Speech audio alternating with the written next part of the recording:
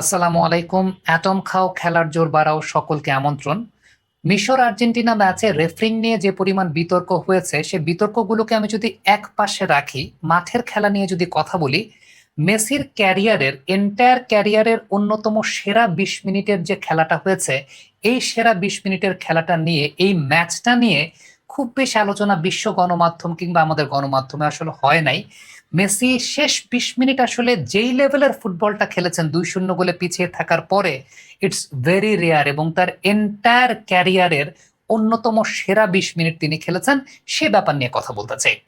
প্রথমত, মিশর যখন 2-0 গোলে এগিয়ে গেল তখনকার একটা ছবি দেখাই, মেসি তার সতীর্থদেরকে মাথায় এরকম সিগন্যাল দিয়ে শান্ত থাকতে বলছিলেন, ঠান্ডা থাকতে বলছিলেন। ওই সময় তিনি মাথা গরম করেন নাই। আমি 90 মিনিট পরে আর্জেন্টিনার তৃতীয় গোলের বিল্ড আপের সময়কার সিকোয়েন্সটা যদি আপনাদেরকে একটু লক্ষ্য করে দেখাই, খেয়াল করে দেখবেন প্যারেদেস ওই সময়টায় বলটা রিসিভ করার পর তার জন্য ইজি ইকুয়েশন মেসিকে পাস দেওয়া। বাট মেসি কিন্তু সিগন্যালটা দিয়েছিলেন তাকে পাস না দেওয়ার জন্য। মেসি সিগন্যাল দিয়েছিলেন লাউতারো মার্টিনেসকে পাসটা দেওয়ার জন্য। This is called anticipation, this is called experience. এই যে জায়গাটা, লাউতারো মার্টিনেসকে পাসটা দেয়া হলো পরবর্তী সময় এবং লাউতারো সেখান থেকে একটা অ্যাসিস্ট করলেন। এরপরে তৃতীয় গোলটা আর্জেন্টিনা পেল।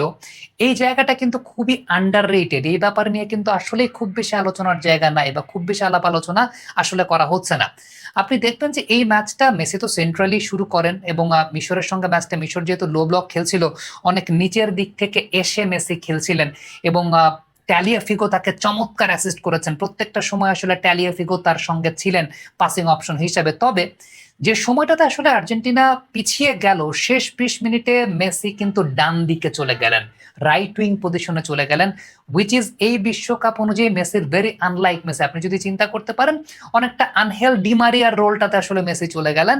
ডিমারিয়া যদিও আর্জেন্টিনার হয়ে ম্যাক্সিমাম নাম্বার অফ ওকেশনস বাদিক থেকে খেলেছিলেন, বাট মেসি ডান দিকে একদম উইং এর ওই পর্যায়টায় চলে গেলেন।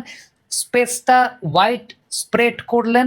ওই জায়গা থেকে মেসি আরো টাইম নেয়ার চেষ্টা করলেন, ক্রসিং এর উপর ডিপেন্ডেন্সিটা বাড়ালেন, এবং পেনাল্টি এরিয়ার ভেতরে অন্যান্য যারা আছে তাদেরকে বল যোগান দেওয়ার ক্ষেত্রে মেসি সেই সময় তার খেলার রোলটাকে পুরোপুরি চেঞ্জ করে ফেললেন। এবং এই 20 মিনিটে মেসি যে পরিবর্তিত রোলে যা খেলেছেন সেটা সত্যিকার অর্থে আসলে অনবদ্য। অনেকে একটা ব্যাপার বলার চেষ্টা করবেন যে আর্জেন্টিনা টিমটা আসলে মেসির উপরই ডিপেন্ডেন্ট, মেসি তার একক ক্যারিসম্যাটিক জায়গাটা থেকে আসলে আর্জেন্টিনাকে ওই জায়গাটাতে নিয়ে গেছে।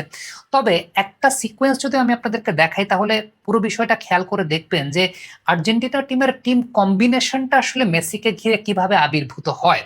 আপনি আর্জেন্টিনার গোলটার বিল্ড আপটা যদি একটু লক্ষ্য করে দেখেন, সেখানে আসলে কিভাবে মিশরের ডিফেন্ডারদেরকে আটকানো হয়েছিল মেসিকে ফ্রি স্পেস দেওয়ার জন্য। আপনি ছবিটা যদি একটু লক্ষ্য করে দেখেন, এই ছবিটাতে খেয়াল করে দেখবেন মন্টিয়াল সিগন্যাল দিচ্ছিলেন মেসিকে বলটা দেওয়ার জন্য। মন্টিয়াল সিগন্যাল দিচ্ছিলেন মেসিকে বলটা দেওয়ার জন্য। মন্টিয়ালের মুভমেন্টটা, তাদের যে লেফট ব্যাক ছিল মিশরের করিম হাফিজ, তাকে আটকে রেখে মেসির জন্য একটা ওয়াইড চ্যানেল ক্রিয়েট করার জন্য পুরোপুরি প্রমিনেন্ট ছিল সেই জায়গাটাতে। আপনি যদি এখানে নিকো গঞ্জালেসকে লক্ষ্য করে দেখেন, নিকো গঞ্জালেস অনেক বেশি মাত্রায় ওয়াইডার স্পেসে ছিলেন। কেন ছিলেন? যাতে ওমার মারমুশ তাকে ট্র্যাক করতে থাকেন। আলভারেজের ব্যাপারটা খেয়াল করে দেখেন, আলভারেজ প্লে মেকিং অপশনে চলে এসেছেন এবং সেই জায়গাটায় তিনি এনজোকে পেয়েছেন। আর একটা বিষয় খেয়াল করে দেখবেন, ওইখানে ম্যাকালিস্টার এবং আলভারেজ তাদের রোলটা কিন্তু খেলা ছিল না।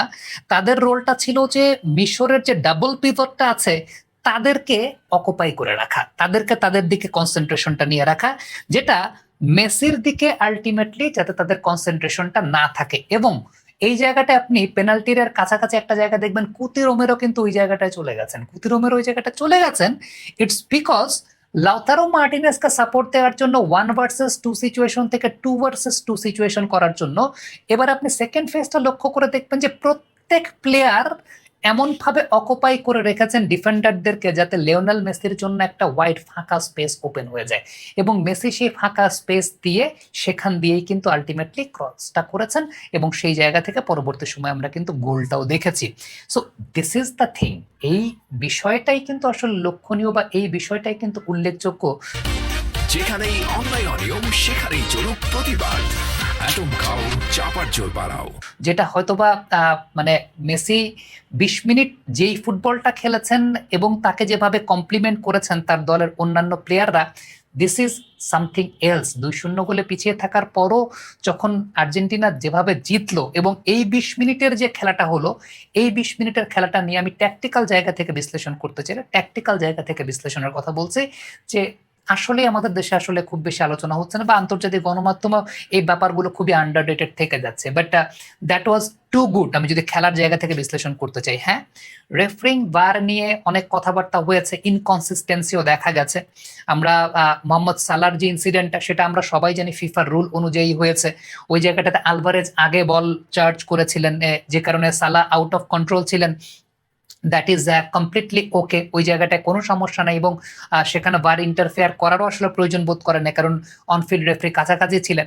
সালার যে গোলটা বাতিল হয়েছে, মিশরের যে দ্বিতীয় গোলটা বাতিল হয়েছিল, সেটাও ফিফার রুল অনুযায়ী বাতিল হয়েছে এবং ভিআর ওই জায়গাটা যেহেতু ফাউল হয়েছিল, এই বিশ্বকাপেই উজবেকিস্তান এবং পর্তুগালের ম্যাচেও এরকম ঘটনা ঘটেছে, আমরা চেলসির ম্যাচেও দেখেছি, কোপা আমেরিকা আর্জেন্টিনার ম্যাচেও হয়েছে।